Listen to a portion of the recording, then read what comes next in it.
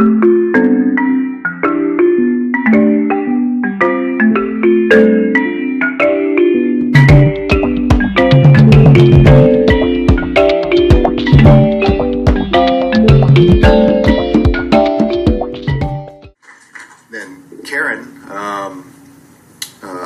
at last year's conference at Becknell. At that time, he was working with Ubuntu USA, and you had come to this conference and were kind enough to take the camera and actually go around and interview some of the attendees and some of the speakers, and little by little we were going to be putting out some of those videos still from last year, because there's a lot of powerful content on there. I think there's probably a brand new presentation in those interviews just from Paul. Yeah. And so as I mentioned earlier, within the last few days, that Karen had come to Spokane. She actually wound up moving up here so she could be closer to some of us involved with some of this work, so that we can collaborate more easily and move things ahead. And with her presentation last year, you can see that she brings a whole new element to this scene with the way she's able to portray a lot of this science in a very beautiful, artistic way. That a whole, even if we're a bunch of techies and we want the data and that kind of thing, we can still appreciate that. But for people who are not interested in that kind of thing, there's something for them through this, through this art that Karen has put together in the magazines and her book and a lot of the contributions that she's made.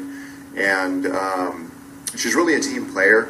And the amount of work that she's able to compress into a very short period of time is like it's a Tesla impulse method of desktop publishing. And it happens very fast, and it's awesome to have you part of the conference. So thank you very much.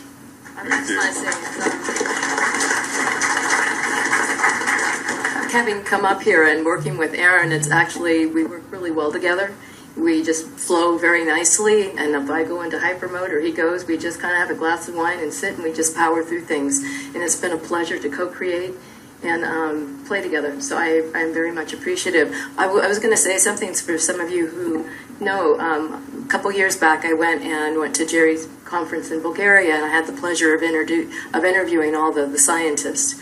And that's actually up on the site.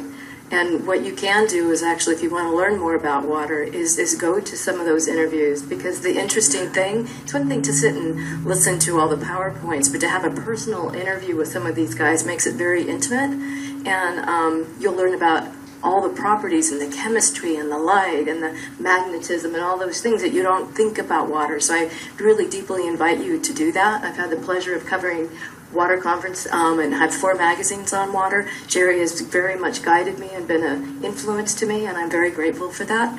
So thank you, Jerry. Thank you. Yeah, it's been awesome. So thank you.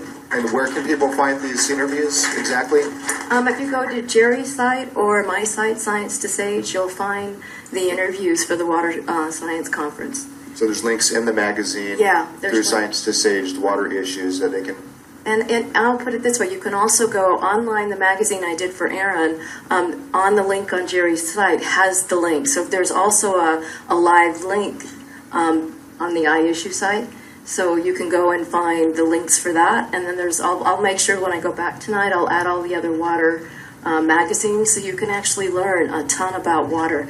There's one person who always shows up at Jerry's conferences. His name is Konstantin Kordakov, and in a response to part of the presentation last night, you could see what he was doing, where he was studying the biofields. He has something called the BioWell, and he has an attachment that doesn't look so dissimilar to this, and it's called the Sputnik. And the Sputnik will register the biofield of your energy changing, because as it was presented last night, your body changes with your own chemistry, with your heat, the pressure, and the things around you, changes the energy field, and you can actually register it. It might be kind of interesting for you guys to have something like that when you're doing your experiments, that you can see the difference. I remember being in a lab one time, and there was a gentleman doing a heating and water cooling system, and there was all this amazing stuff going on where you could see all the gadgets being tested, and every time he walked over to this device, and he couldn't see because his back is turned, he's smoking a cigar, and every time you could see the whole thing,